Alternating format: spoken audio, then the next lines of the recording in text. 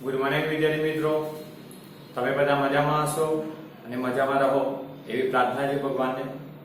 હવે આજે આપણે એકાઉન્ટની અંદર જે ચેપ્ટર નંબર 7 ભાગીદારી પેઢીનું વિસર્જન જોઈ રહ્યા છે। હવે એની અંદર લાસ્ટ વિડિયોની અંદર મેં તમને કીધેલું કે ભાગીદારી પેઢીના વિસર્જન સમયે ત્રણ બાબતો મહત્વની હતી અને ત્રણ બાબતોની અંદર એક એ લાસ્ટ વિડિયોની અંદર આપણે શીખ્યા, એટલે કે ત્રણ બાબતોમાં પહેલું ભાગીદારી પેઢીના વિસર્જનની રીતો એટલે કે પદ્ધતિઓ। તો આપણે બે જોઈ, ધ્યાન આપજો, ભાગીદારી પેઢીના વિસર્જનની બે રીતો આપણે જોઈ ગયા કે અદાલત સિવાય હસ્તક્ષેપ સિવાયનું વિસર્જન એટલે કે સામાન્ય વિસર્જન અને અદાલત દ્વારા વિસર્જન કે અદાલત કયા સંજોગોમાં વિસર્જનનો હુકમ કરે તે। ઓકે, એ લાસ્ટ વિડિયોની અંદર આપણે શીખતા આવ્યા। બીજું વિદ્યાર્થી મેં તમને કીધેલું કે ભાગીદારી પેઢીના વિસર્જન અંગે કાનૂની જોગવાઈઓ છે, કેટલીક અન્ય જોગવાઈઓ છે અને ત્રીજું હતું વિસર્જનની સામાન્ય વિધિ પ્રક્રિયા। ઓકે, આ ત્રણ બાબતો આપણે ખાસ શીખવાની, પછી હિસાબી અસરો આપનો તો શીખવાની હતી। તો આજે આ વિડિયોની અંદર બાકીની બે શીખી લઈશું, એટલે કે વિસર્જન અંગે કાનૂની જોગવાઈઓ, અન્ય જોગવાઈઓ અને વિસર્જનની સામાન્ય પ્રક્રિયા। મેં તમને એ વિડિયોમાં પણ કીધું કે 3 ગુણની શોર્ટ નોટો છે અને એની અંદર પાછા 1 ગુણના પ્રશ્નો ઘણા છે પૂછાયેલા। આજે હું તમને જે કાનૂની જોગવાઈઓ ચલાવીશ, એક તો પહેલા 3 ગુણની શોર્ટ નોટ છે એને પૂછાયેલી પહેલી એક્ઝામ અને જે 100 ગુણની એક્ઝામ લેવાય છે તમારી ત્રીજી, એ એક્ઝામોની અંદર ઘણી બધી સ્કૂલના પેપરો જોજો, એમાં પણ આ પ્રશ્ન મળશે। અને બીજું જે 2017, 16, 15 ના જે બોર્ડના પેપરો જૂના છે, એ જૂના પેપરમાં પણ આ પ્રશ્ન કાનૂની જોગવાઈ 3 ગુણમાં આવેલો હતો, એટલે ખાસ આ પ્રશ્ન પણ તૈયાર કરવો વિદ્યાર્થી મિત્રો। અને આ વર્ષે તો કેટલીક જોગવાઈઓ છે અને આમનો તો માટે નહીં પણ છે યાદ રાખવાની, એટલે આ ખાસ તૈયાર કરવાનો। અને વિસર્જનની સામાન્ય પ્રક્રિયા એ આના પછી લઈશ અને મોસ્ટ આઈએમપી 3 ગુણનો પ્રશ્ન છે અને બહુ સરળ છે। જોઈએ વિદ્યાર્થી મિત્રો આજનો કન્ટેન્ટ, તો એ જોઈ ગયા હતા વિસર્જનની પદ્ધતિ અને રીતો। બીજો બી, વિસર્જનના હિસાબોની પતાવટ અંગે કાનૂની અને અન્ય જોગવાઈઓ। તો જ્યારે ભાગીદારી પેઢીનું વિસર્જન થાય ત્યારે હિસાબોની પતાવટ કરવામાં આવે। તફાવતમાં મેં કીધું હતું કે પેઢીનું વિસર્જન થાય ત્યારે હિસાબોની પતાવટ થાય છે, એ સમયે કાનૂની એટલે કે કાયદાકીય જોગવાઈઓ અને કેટલીક અન્ય જોગવાઈઓ છે કાયદા પ્રમાણે, એ ધ્યાનમાં લેવી જરૂરી છે અને લાગુ પડે તો એનું ફરજિયાત પાલન થવું જોઈએ બધા ભાગીદારો વચ્ચે। આ 3 ગુણની શોર્ટ નોટ છે। 6 જોગવાઈઓ છે વિદ્યાર્થી મિત્રો, 1, 2, 3, 4, 5 અને 6ઠી આના પછી લઈશ અને 6ઠી જોગવાઈ અને આપણું સી એટલે સામાન્ય વિસર્જન પ્રક્રિયા વિધિ એમાં આવી જાય છે, એટલે એના પછી લઈને મોસ્ટ આઈએમપી છે। હવે જોઈએ 5 પ્રક્રિયા, અહીંયા 5 આપી છે જોગવાઈઓ, તે જોઈએ। તો પહેલી પેઢી, સોરી હું આ ચાલુ એ પહેલા વિદ્યાર્થી મિત્રો એક બાબતની ખાસ ખુલાસો કરું છું કે આ જે જોગવાઈઓ છે એની અંદર કન્ટેન્ટ યાદ રાખજો, એ તમારી આમનોંધ માટેના પણ છે, પ્લસ ખરા ખોટા પૂછાય છે 3 ગુણના ઘણી વખત જૂના સિલેબસમાં પણ પૂછાયા, સુધારીને લખવાના હોય તો આમાંના ઘણા ખરા ખોટાના પ્રશ્નો નીકળી જાય છે, એટલે આ બાબત ખાસ તમારા ઇમ્પોર્ટન્ટ 3 ગુણની શોર્ટ નોટ પૂછાય તો એ ખરા ખોટાની અંદર પણ યાદ રાખવાની, ક્યારેક આમનોંધની અંદર પણ આ બાબત તમને કામ લાગી જાય। ઓકે, 1 ગુણના પ્રશ્નોમાં પણ કામ લાગે। ઓકે, જોઈએ પેઢીની ખોટ અંગે। હવે ભાગીદારી પેઢીનો ધંધો જે વિસર્જન થાય તો એ સમયે ખોટ આવી શકે છે ધંધામાં।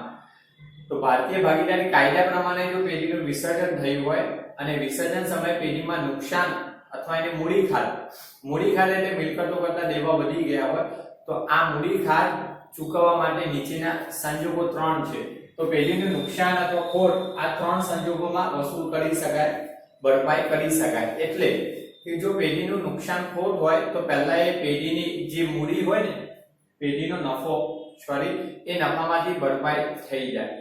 પણ જો એ નુકસાન જે ખાધ છે એ વધુ હોય, નફો ઓછો હોય, તો પહેલું નફામાંથી માંડી વાળ્યું, હજુ પણ એ નુકસાન વધુ છે તો બાકીની રકમ એ ભાગીદારોની મૂડીમાંથી માંડી વળાય। હવે જો ભાગીદારોની મૂડીમાંથી પણ માંડી વાળતા નુકસાન હજુ પણ વધારાનું છે વસૂલ કરવાનું, તો પછી એ નુકસાન બધા જ ભાગીદારો વચ્ચે નફા નુકસાનના પ્રમાણમાં વહેંચી લેવાય અને બધા જ ભાગીદારોએ જે પણ ભાગે આવે નુકસાન એ પોતાની અંગત મિલકતોમાંથી પણ ભરપાઈ કરવું પડે। કારણ કે આપણે શીખ્યા છે ભાગીદારોની જવાબદારી હંમેશા અમર્યાદિત હોય ધોરણ 11માં, અને એ જ તમને 1 ગુણમાં આઈએમપી ખરા ખોટામાં આઈએમપી કામ લાગશે. તો ભાગીદારોની અમર્યાદિત જવાબદારી હોવાથી પેઢીનું નુકસાન આવે છેલ્લે એ ભાગીદાર પોતાની અંગત મિલકતોમાંથી ભરપાઈ કરવું પડે આ જોગવાઈ કહે છે કાનૂની. જુઓ, જો પેઢીનું નુકસાન થાતું હોય તો પ્રથમ પેઢીના નફામાંથી માંડી વળાય. ઓકે, પહેલું નફામાંથી માંડી વળે એટલે કે નુકસાન ઓછું હોય નફો વધુ હોય તો ભરપાઈ થઈ ગઈ, ત્યાં વાર્તા પૂરી. પણ જો નફો ઓછો અને નુકસાન વધુ હોય તો વધારાનું નુકસાન એટલે કે અન્ય તો વધારાનું નુકસાન નફો પૂરતો ના હોય તો ભાગીદારોની મૂડીમાંથી માંડી વાળો. ઓકે, હવે મૂડીમાંથી માંડી વાળો ભરપાઈ થઈ જાય તો આગળ જવાની જરૂર નથી, પણ મૂડી પણ ઓછી છે તો આગળ જે વધારાની રકમ છે એ મૂડી પૂરતી ના હોય તો જે વધારાનું નુકસાન છે એ નફા નુકસાનના પ્રમાણમાં ભાગીદારો વચ્ચે વહેંચી લેવામાં આવે છે અને જરૂર પડે તો ભાગીદારે પોતાની અંગત મિલકતોમાંથી પણ આ ભરપાઈ કરવું પડે. ઓકે, આ કોલેજનો પ્રશ્ન છે એટલે કે આ બધી જોગવાઈઓ છે ને કોલેજમાં એક ચેપ્ટર છે ગાનાર્ડની મૂળેનો ચુકાદો હતો, એ ચેપ્ટરની અંદર આ બધી જોગવાઈઓ છે ને આ બધું લાગુ પડે. દાખલા છે, આપણે દાખલા આપ્યા આપણને પૂછાતા નથી લોંગ ક્વેશ્ચન. ઓકે, તો આપણે રીતના જોઈએ છે. ચલો બીજી જોગવાઈ જોઈએ વિદ્યાર્થી મિત્રો. પેઢીના દેવા અને ભાગીદારોના અંગત દેવા બે વસ્તુ છે. ભાગીદારીનો ધંધો છે તો મિલકતો સામે દેવા હોય સ્વાભાવિક ઉભા હોય, માલ ઉધાર ખરીદી હોય, મિલકત ઉધાર ખરીદી હોય, ખર્ચના બાકી દેવા હોય, પૂંજીના નાના બેંક લોન હોય કે અન્ય મિત્રને લોન, તો આ પેઢીના દેવા. પણ ક્યારેક ભાગીદારોના પણ અંગત દેવા હોય. તો હવે પ્રશ્ન એ થયો કે જોજો ખાસ આ બાબત સમજો કે ભાગીદારોની જવાબદારી અમર્યાદિત છે, પહેલો પ્રશ્ન. અને આ બાબત આઈએમપી છે ખરા ખોટામાં આવે છે ને એક ગુણમાં પણ આવે છે કે ભાગીદારોની જવાબદારી કેવી અમર્યાદિત. અને ખરા ખોટા હું કરાવીશ આ ચેપ્ટરમાં પાછળ છેલ્લે એ પણ કરાવી દઈશ, સુધારીને લખવાના હોય એમાં પણ આવશે. હવે અમર્યાદિત જવાબદારી એટલો તો ખ્યાલ છે કે પેઢીના દેવા, પેઢીની મિલકતો કરતા દેવા વધી જાય તો આ જે દેવાની રકમ ચૂકવવા માટે ભાગીદારોની અંગત મિલકતોનો પણ ઉપયોગ થઈ શકે. અને વિદ્યાર્થી મિત્રો ખાસ યાદ રાખજો, ભાગીદારો વ્યક્તિગત રીતે અને સામૂહિક રીતે જવાબદાર છે. એટલે કે પેઢીની મિલકતો કરતા દેવા વધી જાય તો જે વધારાની જે દેવાની રકમ છે ચૂકવવાની એ ભાગીદારો વચ્ચે નફા નુકસાનના પ્રમાણમાં વહેંચાય, ભાગીદારો લાવી પડે જે વ્યક્તિગત જવાબદારી છે. પણ એમાંથી કોઈ ભાગીદારના ભાગે આવતું દેવું છે જે ચૂકવવાનું એ પોતાની અંગત મિલકતમાંથી લાવી શકતો નથી, નાદાર જાહેર થયો તો એ ભાગીદારના દેવા પર બાકીના બે સદ્ધર કહેવાય, જે 2 કે 3 કે 4 હોય, બાકીના ભાગીદારોએ ભોગવવા પડશે. એટલે સામૂહિક જવાબદારી.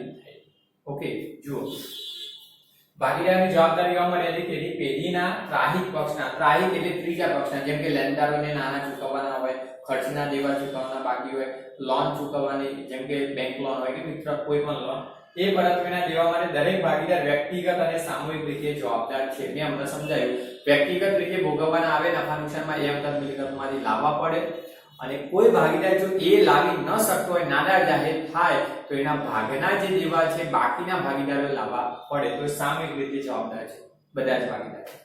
બીજું વિદ્યાર્થી મિત્રો, હવે જો ભાગીદારો પોતાની અંગત મિલકતમાંથી પેઢીના દેવા ચૂકવે તો પહેલા એમની અંગત મિલકતો વેચાય ને તો એમના અંગત દેવા ચૂકવવા. માનો કે ભાગીદારોએ અંગત મિલકતોમાંથી દેવા ચૂકવવાના હોય પેઢીના, પણ જે ભાગીદારની અંગત મિલકત એ ભાગીદારનું રહેઠાણનું મકાન હોય, જમીન હોય એ વેચાય તો એ રહેઠાણની જમીન પર લોન હોય તો એ પહેલા અંગત લોન ચૂકવાય, પછી પેઢીમાં નાના લવાય. એટલે અંગત મિલકતોમાં ઉપજમાંથી પહેલા ભાગીદારોના અંગત દેવા ચૂકવાય અને જો રકમ વધે તો જ પેઢીના દેવા ચૂકવવા લાવી શકે.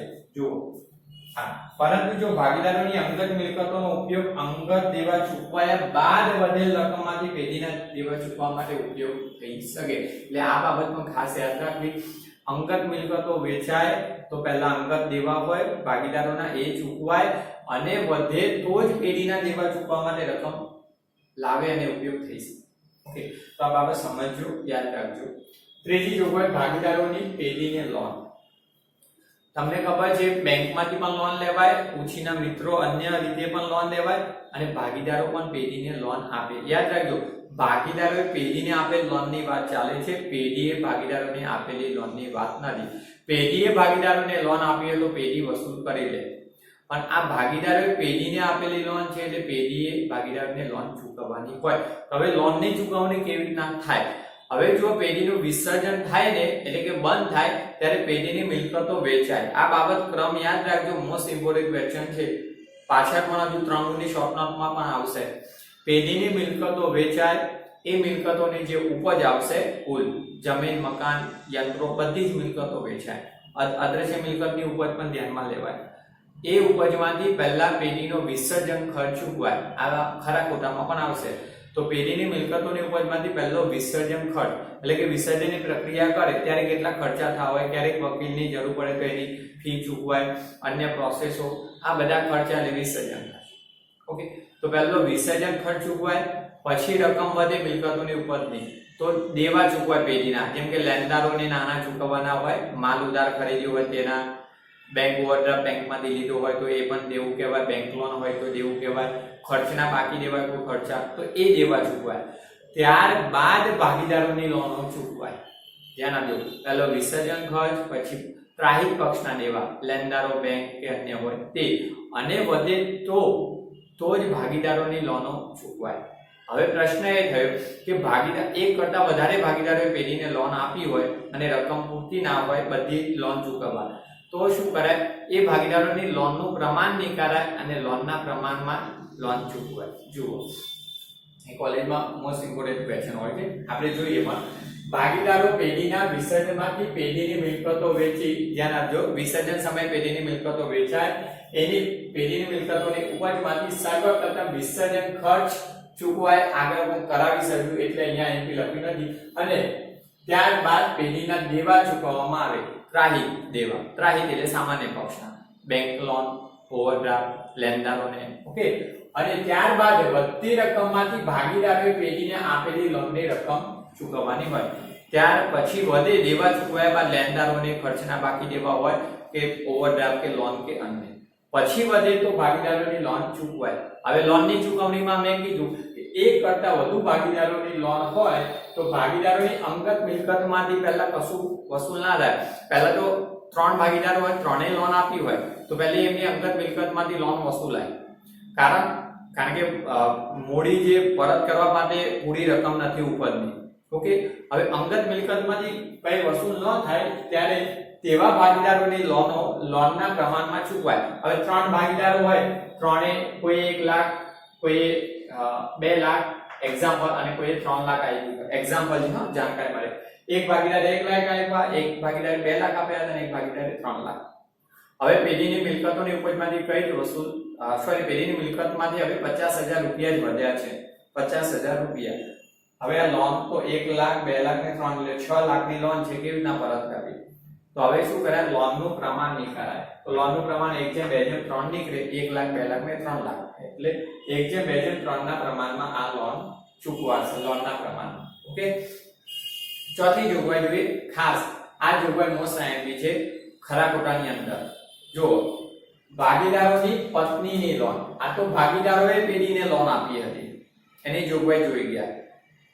વિસર્જન ખર્ચ ચૂકવાય, સામાન્ય દેવા ચૂકવાય પેઢીના એટલે ત્રાહિત પક્ષના, ત્યારબાદ ભાગીદારોની લોન ચૂકવાય. હવે આ ભાગીદારોની પત્નીની લોન તો આ બે રીતના છે. જો ભાગીદારો પત્નીની લોન, તો ભાગીદારી પેઢીની અંદર ભાગીદારની પત્નીએ લોન બે સંજોગમાં બે રીતે આપી શકી હોય, એટલે કે બે સંજોગ એવા બને. તો પહેલો, અને આ મોસ્ટ આઈએમપી છે, જુઓ, ભાગીદારની પત્નીએ પોતાના સ્ત્રી ધનમાંથી, ખાસ સ્ત્રી ધનમાંથી પેઢીને લોન આપેલ હોય તો તેવી લોનની રકમ પેઢીના સામાન્ય દેવા, સામાન્ય એટલે ત્રાહિત દેવા, જેમ લેણદારો બેંક ઓવરડ્રાફ્ટ બેંકને ચૂકવે, ખર્ચના બાકી દેવા ચૂકવે, એવા સામાન્ય દેવાની જેમ જ ત્રાહિત પક્ષ પરત્વના દેવા તરીકે ચૂકવવામાં આવે. એટલે કે હવે એ તમને સમજાવું, સ્ત્રી ધનમાંથી આપેલી લોન, કે ભાગીદારની પત્નીએ એની સ્ત્રી ધનમાંથી પેઢીને લોન આપી હોય તો આ લોન સામાન્ય દેવા જ ગણાય. હવે સ્ત્રી ધન એટલે જે ભાગીદારની પત્ની છે એ પોતાની માયકે, આપણે નથી કહેતા માયકામાંથી, પિયરમાંથી નાણાં લાવી હોય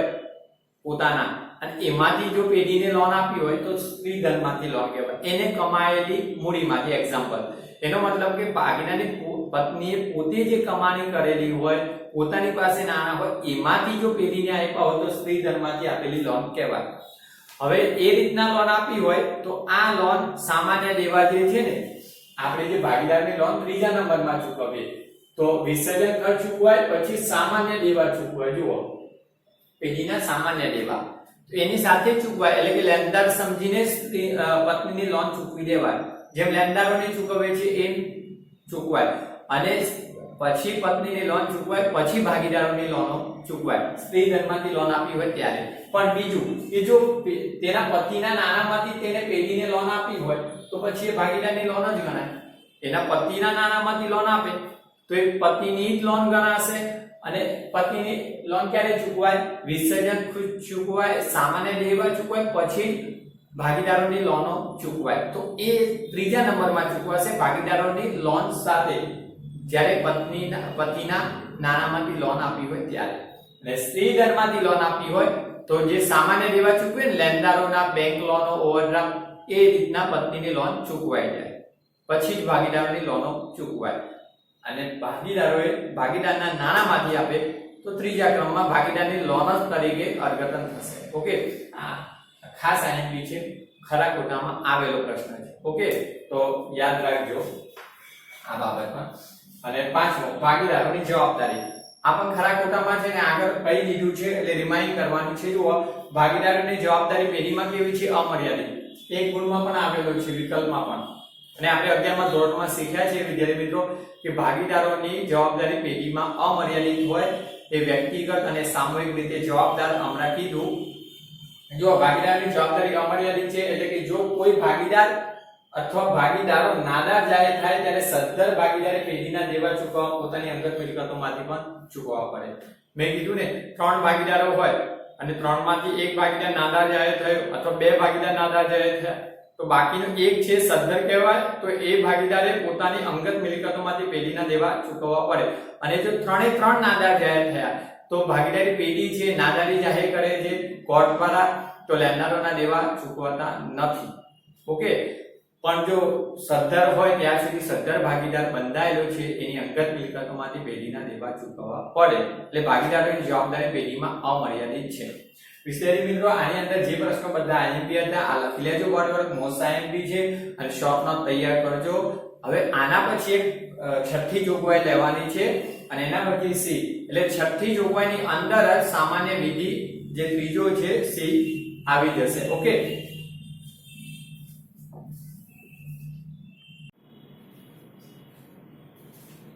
હવે વિદ્યાર્થી મિત્રો આપણે જે 3, 4 અને 5 નંબરની જોગવાઈ જોઈ ગયા. હવે 6 નંબરની જોગવાઈ જોઈશું, એટલે કે કાનૂની જોગવાઈની અંદર આ છેલ્લી જોગવાઈ છે. તો છેલ્લી જોગવાઈ જો પેઢીની મિલકતોની ઉપજની વહેંચણી. આ છેલ્લી જોગવાઈ અને જે ત્રીજી બાબત હતી વિસર્જનની, એક જ છે અને મોસ્ટ આઈએમપી છે. જોઈ લઈએ પહેલા. હવે પેઢીની મિલકતોની ઉપજની વહેંચણી એટલે કે વિસર્જન થાય ત્યારે આગળ અત્યાર સુધીની બધી જોગવાઈમાં એવું શીખ્યા છે કે મિલકતો વેચાય, મિલકતોની ઉપજ થાય, એમાંથી વિસર્જન ખર્ચ ચૂકવાય, સામાન્ય દેવા ચૂકવાય, ભાગીદારોની લોનો ચૂકવાય. આ ક્રમ હતો, મેં તમને કીધું. તો બસ આ ક્રમ ખાલી શીખવાનો છે કે કયા ક્રમમાં ચૂકવાય. તમારો 3 ગુણનો પ્રશ્ન થાય. તો જુઓ વિદ્યાર્થી મિત્રો, કે પેઢીની મિલકતોની ઉપજમાંથી ચૂકવણી નીચેના ક્રમમાં કરવામાં આવશે વિસર્જન સમયે. અને આ ચૂકવણી છે એમાં ઘણા પ્રશ્નો મોસ્ટ આઈએમપી છે. હવે આ પ્રશ્ન પણ મોસ્ટ આઈએમપી છે. વિકલ્પની અંદર ખરા ખોટાની અંદર પણ મળશે અને આ વિકલ્પની અંદર પણ આ પ્રશ્ન આવેલો છે. જોજો, તમને આ પેપર જોવા મળશે એમાં પણ તમને ખ્યાલ આવી જશે કે આ પ્રશ્ન આ પ્રકારે જે આઈએમપી આવેલા છે. ખરા ખોટા કરા વિશે પ્રશ્ન આવી જશે, જોઈ લેજો. તો જ્યારે પેઢીનું વિસર્જન થાય, મિલકતોની ઉપજ મળે, જમીન, મકાન, યંત્ર, ફર્નિચર, વાહનો જેવી મિલકતો વેચાય, પાગવી, પેટર્ન, ટ્રેડમાર્ક, કોપીરાઇટ જેવી અદ્રશ્ય મિલકતોની ઉપજ હોય, એમાંથી જે પહેલો પેઢીનો વિસર્જન ખર્ચ ચૂકવાય. વિસર્જન પ્રક્રિયા થતી હોય એ સમયે જે ખર્ચા કર્યા હોય વિસર્જન બાબતના, એને વિસર્જન ખર્ચ કહેવાય. તો મિલકતોની ઉપજમાંથી પહેલું શું ચૂકવાય? તો આઈએમપી સર્વપ્રથમ વિસર્જન ખર્ચ ચૂકવાય. એ ચૂકવાયા બાદ રકમ વધે તો બીજો ક્રમ આવે. ત્યારબાદ ત્રાહિત પક્ષ એટલે વ્યક્તિઓ પરત વિના દેવા ચૂકવાય. ત્રાહિત વ્યક્તિઓ પરત વિના એટલે માનો કે ઉધાર માલ ખરીદ્યો હોય તો ઉધાર માલના લેણદારો હોય, દેવી હુંડીઓ ચૂકવવાની બાકી હોય, ખર્ચના દેવા, આપણા પગાર કે કોઈ અન્ય વીજળી બિલો કે એવા ખર્ચના દેવા ચૂકવવાના બાકી હોય, એ ત્યારબાદ ઉછીના નાણાં લીધા હોય, લોન હોય, મિત્ર લોન હોય, મિત્ર પાસેથી આવા દેવા એટલે ત્રાહિત વ્યક્તિઓ કહેવાય, ત્રીજી વ્યક્તિઓ. એ દેવા ચૂકવાય. એ દેવા ચૂકવ્યા બાદ જો મિલકતોની ઉપજની રકમ વધી હોય તો ત્રીજો ક્રમ આવે. ત્યારબાદ ભાગીદારોએ પેઢીને દીધેલ લોન ચૂકવાય. એટલે ભાગીદારે પેઢીને જે લોન આપી છે એ લોનો ચૂકવાય. આપણે જોઈએ ભાગીદારોની લોનો ચૂકવાય. આ ક્રમ છે ઉપરનો તમે જોયો તે. પહેલા બે ચૂકવાઈ, પહેલી ચૂકવાઈ ખોટની હતી, બીજી ચૂકવાઈ પેઢીના દેવા અને ભાગીદારના અંગત દેવા હતા. ઓકે, તો હવે ભાગીદારોની લોન મેં હમણાં શીખવાડ્યું તે રીતના એક કરતા વધારે ભાગીદારોએ લોન આપી તો લોનના પ્રમાણમાં ચૂકવાય. હવે લોન ચૂકવાયા બાદ રકમ વધે મિલકતોની ઉપજની તો ચોથો ક્રમ. ત્યારબાદ ભાગીદારોની મૂડી અને ચાલુ ખાતાની રકમો પરત કરવામાં આવે. એટલે કે ભાગીદારે પેઢીમાં જે મૂડી આપેલી છે એ મૂડી પરત થાય. ભાગીદારોના ચાલુ ખાતાની જમા બાકી એટલે યાદ રાખજો એ એમની મૂડી છે, કામચલાઉ નફો છે, મૂડીમાં જ પ્લસ થાય છે. એ ચાલુ ખાતાની બાકીઓ બંધ કરીને ક્યાં લઈ જવાય? મૂડીમાં. ચાલુ ખાતાની ઉધાર બાકી હોય તો મૂડીમાં ઘટાડો એટલે મૂડીમાંથી બાદ થાય. તો જો મિલકતોની ઉપજ વધી હોય આ ત્રીજા ક્રમ બાદ તો મૂડી અને ચાલુ ખાતાની રકમો પરત થાય એટલે ભાગીદારોની મૂડી પરત કરી દેવામાં આવશે. અને ભાગીદારોની મૂડી પણ પરત કરી દીધી અને ત્યારબાદ પણ મિલકતોની જો ઉપજની રકમ વધે તો એ વધે નફો જ ગણાશે. તો જો તેમ છતાં પણ રકમ વધે એટલે નફો થયો, એ નફો કહેવાય. તો એ નફો બધા જ ભાગીદારો વચ્ચેનું જે નફા નુકસાનનું પ્રમાણ હોય, નફો કે નુકસાનનું પ્રમાણ હોય એ પ્રમાણમાં ભાગીદારો વચ્ચે વહેંચી લેવામાં આવશે અને ધંધો બંધ, હિસાબી ચોપડાઓ ક્લોઝ થઈ જશે. યાદ રાખજો, આ નફો વહેંચાઈ જાય તો ધંધો બંધ.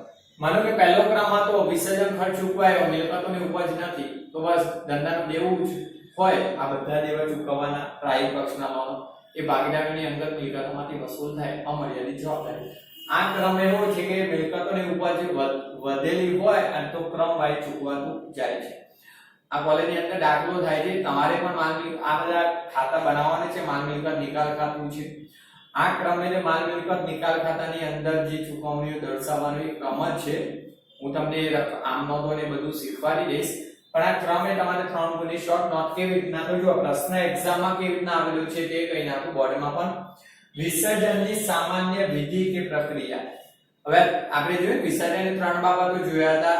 ભાગીદારી પેઢીના વિસર્જન વિધિ તો આમના જે શીખ્યા કાનૂની જોગવાઈ બી હતો અને આ સી આવ્યો વિસર્જનની સામાન્ય વિધિ કે પ્રક્રિયા. વિસર્જન કઈ રીતના કરવામાં આવે એનો ક્રમ. તો વિસર્જન વખતે મિલકતોની ઉપજમાંથી જે દેવા ચૂકવાય ને આ ક્રમ એ જ વિસર્જનની સામાન્ય પ્રક્રિયા છે. યાદ રાખજો. એટલે તમારે આ ક્રમ લખવાનો 5 મિલકતોની ઉપજમાંથી દેવાની મિલકતોની ઉપજમાંથી ચૂકવણી કેવી રીતના થાય છે એ ક્રમ એટલે વિસર્જનની સામાન્ય વિધિ કે પ્રક્રિયા છે. અને આ જે ચૂકવાઈ લે છેલ્લે નફો થયો હોય, વધી હોય ઉપરની રકમ તો ભાગીદારો વચ્ચે વહેંચાઈ જાય ત્યારે પેઢીના ચોપડા બંધ થઈ જાય. આ વિસર્જનની વિધિ છે. એટલે આ પ્રશ્ન તમારા સ્વાધ્યાયમાં પણ છે પાછળ. હું તો તમને જ કહું છું, ચોપડીમાં પણ એવો એ લોકોએ અહીંયા નથી આવ્યો, એમને ઉપર જે છે ને ઉપર એ જ કહી દીધું છે. એટલે તમારે આ પ્રશ્ન લખવાનો, આ 5 જોગવાઈ એમાં ઉતારવાની. આ જોગવાઈઓ છે અને 3 ગુણમાં મોસાયેલી. ઓકે, તો બસ વિદ્યાર્થી મિત્રો આજના વિડિયોની અંદર આ 2 પ્રશ્નો હતા. બી જે આપણે વિસર્જનની કાનૂની જોગવાઈઓ અને અન્ય જોગવાઈઓ જે 6 જોઈ, અને સી વિસર્જનની સામાન્ય વિધિની પ્રક્રિયા એ પૂરું થાય છે. હવે પછીના વિડિયોની અંદર આપણે જરૂરી ખાતાઓ, માલ મિલકત નિકાલ ખાતું અને કેટલીક આમનોંધો જોઈશું. એની લખાણ થિયરી, હિસાબી અસરો હવે ચાલુ થશે અને તમારા 3 ગુણની જ આવશે એ હું કહેતો રહીશ. આજના વિડિયોની અંદર જે નાના પ્રશ્નો વિદ્યાર્થી મિત્રો મોસ્ટ ઇમ્પોર્ટન્ટ હતા એ આગળ કામ લાગશે અને તમારા એ અને બી વિભાગમાં પણ કામ લાગશે. ઓકે, તો અહીંયા પૂરું થાય છે.